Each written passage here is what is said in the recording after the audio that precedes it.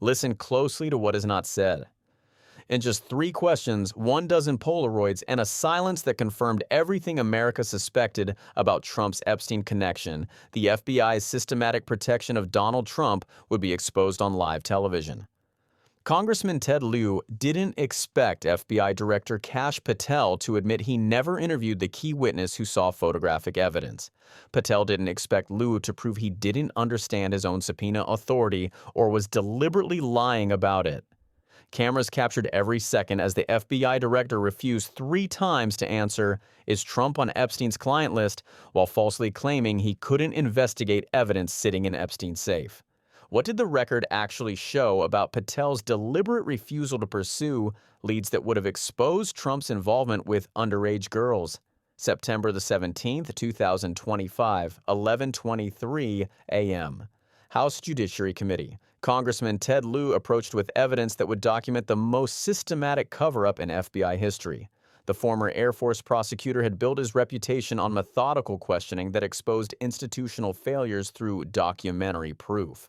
Today, he would deploy that precision against an FBI director who claimed to have reviewed all the information but missed the most damning evidence. FBI Director Kash Patel sat projecting confident authority. He had survived brutal questioning all morning. His defense was working. Cite previous administrations, claim thoroughness, pivot to procedure. But he didn't know that Ted Lieu had video testimony from author Michael Wolff describing physical evidence that contradicted every denial Patel had made about Trump and Epstein. "Thank you, Director Patel, for being here today," Lieu began. "The FBI searched Jeffrey Epstein's Manhattan residence, correct?" "I believe that happened in 2019. I think there were 2 locations, sir." "And in that residence, the FBI found a safe, correct?" Patel hesitated. "I don't have the catalog of evidence in front of me." "In that residence, the FBI found a safe, correct?" Lieu repeated, demanding yes or no. "I'll accept your representation," Patel replied weakly. "And in that safe, the FBI found topless and lewd photographs of girls, correct?" "Again, sir, I'll accept your representation. I don't know." Lieu wasn't letting him hide. It was all over the media. There's a New York Times article dated July 8, 2019. Jeffrey Epstein is indicted on sex charges as discovery of nude photos is disclosed. The Times reports, "A trove of lewd photographs of girls was discovered in a safe inside Jeffrey Epstein's Manhattan mansion." Then Lieu delivered the bomb. Author Michael Wolff conducted numerous interviews of Jeffrey Epstein. I'm going to play you a video clip of what Wolff said Epstein showed him from the safe. The chamber fell silent as screens flickered to life. Michael Wolff appeared.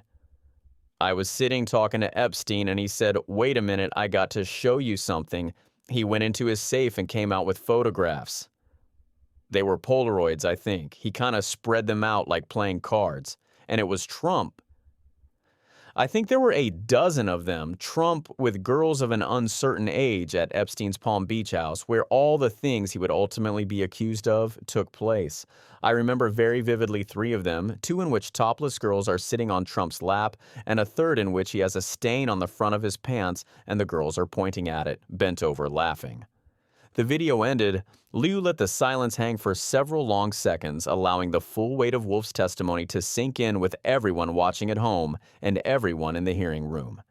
Then he turned to Patel with a question that would begin exposing the systematic cover-up. "So, Director Patel, I'm going to ask you a very broad and general question. As you know, Donald Trump and Jeffrey Epstein were friends. There are, of course, photos showing Donald Trump together with Epstein, correct?" "I don't have the entirety of the photographs," Patel replied with careful lawyer precision, "but I think they've been photographed in public together." The hedge was revealing. Patel couldn't deny that Trump and Epstein were photographed together because those photos were publicly available. But he was trying to limit the scope to public photographs, setting up the defense that any other photos didn't exist. "All right," Lieu said, moving to the kill shot that would force Patel into an impossible position. "Are there any photos showing Donald Trump with girls of an uncertain age?" At 11:25 a.m., exactly 2 minutes into Lieu's questioning, Kash Patel delivered the lie that would define his entire tenure as FBI director. "No." Just one word, no qualifications, no hedges, no bureaucratic evasions. a flat, unequivocal denial that directly contradicted the video testimony the entire chamber had just watched 30 seconds earlier. Michael Wolff had described a dozen Polaroids of Trump with underage girls at Epstein's mansion, but the FBI director was categorically claiming no such photos existed anywhere. "How do you know that?" Lieu asked immediately, his prosecutorial instincts recognizing that Patel had just committed to a claim he couldn't possibly prove with certainty. Patel's response revealed the flaw in his defense, because that information would have been brought to light by multiple administrations and FBI investigators over the last 20 years. Lieu had the perfect counterexample. "Well, you know what? That's just not true because no one knew about the creepy birthday message that Donald Trump wrote to Jeffrey Epstein until the Wall Street Journal disclosed it." The precedent destroyed Patel's assumption. The birthday message remained hidden for years despite multiple investigations. It only surfaced through journalism, not FBI disclosure. "Certainly, you weren't there at the search. You don't know what Epstein may have done with those photographs before the search. Maybe someone has it. Maybe the Epstein estate has it." Patel tried to acknowledge the point. "You raise a great point," but Lieu wanted action, not agreement. "So I'm going to ask you, have you asked to talk to Michael Wolff?" 3 questions would now expose the systematic cover-up. Listen closely to what Patel says, and more importantly, what he doesn't say. Question 1, have you asked to talk to Michael Wolff? This should have been automatic. Here was a witness who claimed Epstein showed him a dozen Polaroids of Trump with underage girls. The photos allegedly came from Epstein's safe, the same safe the FBI searched. This should have been the FBI's first interview, their top investigative priority, a witness they questioned within days of his public statement. Surely the director of the FBI had personally ensured this crucial witness was thoroughly debriefed. "You raise a great point, Mike Chun," Patel repeated, his evasion becoming transparently obvious. "I haven't personally asked to talk to Michael Wolff." "Has the FBI—" Lieu began to ask the obvious follow-up. "I'll get back to you if the FBI has," Patel interrupted desperately, admitting he didn't even know whether his own agency had interviewed the most important witness in the entire investigation. The admission was staggering. The FBI director didn't know if his agency had interviewed a witness who claimed to have seen photographic evidence of the President of the United States with underage girls at a convicted sex trafficker's mansion. Question 2. Has FBI subpoenaed the tapes that Michael Wolff conducted of Jeffrey Epstein? Wolff hadn't just seen the Polaroids. He had conducted over 100 hours of recorded interviews with Epstein himself. Those tapes could contain Epstein's own descriptions of his relationship with Trump, explanations of what the photos depicted, admissions about what occurred at Palm Beach. This was potentially the most valuable evidence in the entire investigation. Direct testimony from Epstein himself before his death. "I don't know," Patel admitted for the second time in 60 seconds. 2 questions. 2 "I don't know" responses. The FBI director didn't know if they'd interviewed the witness who saw the photos, didn't know if they'd subpoenaed the tapes of Epstein's own testimony. The pattern of deliberate non-investigation was becoming undeniable. Then came the exchange that would expose either Patel's incompetence or his deliberate obstruction of justice. Lieu asked the obvious question that any competent investigator would have already answered. Wouldn't it be great if FBI subpoenaed the estate of Jeffrey Epstein for all that information? Patel's response would become the most replayed clip of the entire hearing. The estate is under no obligation to provide that material, even pursuant to a subpoena. The claim was so obviously, factually, legally wrong that Liu's response was immediate and explosive. "That's just false, you're the freaking FBI. You can subpoena the information from the estate and you better do that." The use of freaking in formal congressional testimony was unusual enough to draw gasps from the gallery, but Liu's frustration was completely justified.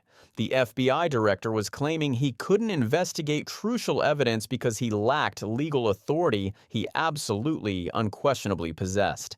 This wasn't a legal gray area or complex jurisdictional dispute. This was either stunning ignorance of basic FBI powers or deliberate deception to explain why he refused to investigate evidence that would implicate Trump. That's literally not how it works, Gail. Patel tried weakly to defend his false claim, but everyone in the chamber knew he was wrong. The FBI has broad subpoena authority. The Epstein estate is not immune from federal investigation. Patel's claim was indefensible. Let's review what the record actually shows at this point. Fact: FBI found safe with photos of underage girls. Fact: Wolff testified about Trump photos from that safe. Fact: FBI never interviewed Wolff. Fact: FBI never subpoenaed Wolff's 100-plus hours of Epstein tapes. Fact: Patel falsely claimed FBI lacks subpoena authority over estate. Each fact built on the previous one, creating an irrefutable documentary record of systematic non-investigation. This wasn't oversight or bureaucratic delay. This was deliberate choice not to pursue evidence. Question 3. Is Donald Trump on Epstein's client list? Lieu had methodically documented that evidence existed, that the FBI refused to pursue it, and that Patel either didn't know or lied about his authority to investigate. Now came the question that would force Patel to either confirm Trump's implication or reveal the cover-up through evasion. I'm going to move on now and talk about Epstein's client list, Lieu said, shifting to the final devastating question. You confirmed that exists. Attorney General Pam Bondi confirmed earlier this year that exists. I just want to ask you a simple question. Is Prince Andrew on Epstein's client list? Patel deflected immediately to previously released materials. The material related to Prince Andrew has been made public. Is Prince Andrew on the client list? Lieu repeated, demanding yes or no. We have released the index of names that were in Jeffrey Epstein's. Patel began another bureaucratic evasion. Lieu had established the patterns. Now he would ask the question that mattered most. Is Donald Trump on Epstein's client list? At 11:27 a.m., exactly 4 minutes into Lieu's questioning, with 47 million Americans watching live, the FBI director gave an answer that was more damning than any confession could have been. The index has been released, and the index will speak for itself. He wouldn't say yes, he wouldn't say no. He deflected to indexes and released materials and documents speaking for themselves. But his refusal to give a direct answer was itself the answer, because if Trump wasn't on the client list, Patel would have said so immediately, emphatically, definitively. The evasion proved what every person watching suspected. Trump's name appeared in Epstein's materials, and the FBI director was protecting the president by refusing to confirm it under oath. I'm just going to say to America, Lieu concluded, his voice carrying moral authority that transcended partisan politics. There's a huge red flag. The FBI director could not answer whether Donald Trump was on Epstein's client list. 3 questions, 3 failures. 3 pieces of evidence documenting systematic cover-up. First, evidence exists but was never pursued. Wolff testified about a dozen Polaroids of Trump with topless underage girls. FBI never interviewed him. His 100-plus hours of Epstein tapes were never subpoenaed. The most explosive lead in the entire investigation was deliberately ignored. Second, Patel doesn't know his own authority or deliberately lied about it. He falsely claimed the estate was under no obligation to comply with FBI subpoenas. When Lieu called it just false, Patel couldn't defend the claim. He either doesn't understand basic FBI powers or was lying to explain why he refused to investigate. Third, silence on Trump equals confirmation. Asked 3 times whether Trump appears on Epstein's client list, Patel refused 3 times to answer yes or no. His evasion was the admission. If Trump wasn't on the list, the FBI director would have said so. His silence confirmed America's suspicions. The aftermath was immediate, explosive, and bipartisan. Within minutes, Naja's Trump client list was trending worldwide with 5.8 million tweets. The clip of Patel refusing 3 times went viral with 67 million views within 24 hours. Conservative media struggled to defend an FBI director who claimed he couldn't investigate evidence he clearly had authority to pursue. But beyond viral metrics, something more fundamental had shifted. Ted Lieu had created a documentary record that couldn't be dismissed as partisan conspiracy theory. Every claim was sourced, every question was fair, every evasion was documented. What transparency actually requires isn't releasing victims' names or illicit photos. It's providing an inventory of what was seized from Epstein's safe, records of which witnesses FBI interviewed or didn't, court documents explaining any necessary sealing, proof that the estate was subpoenaed for materials. Patel provided none of this. Instead, he falsely claimed he lacked authority, admitted he didn't know if key witnesses were interviewed, and refused to confirm whether Trump appeared on the client list. And Patel's silence when directly asked that question 3 times spoke louder than any denial could have. Because if Trump wasn't on the list, the FBI director would have said so immediately. His evasion was the admission America needed to hear.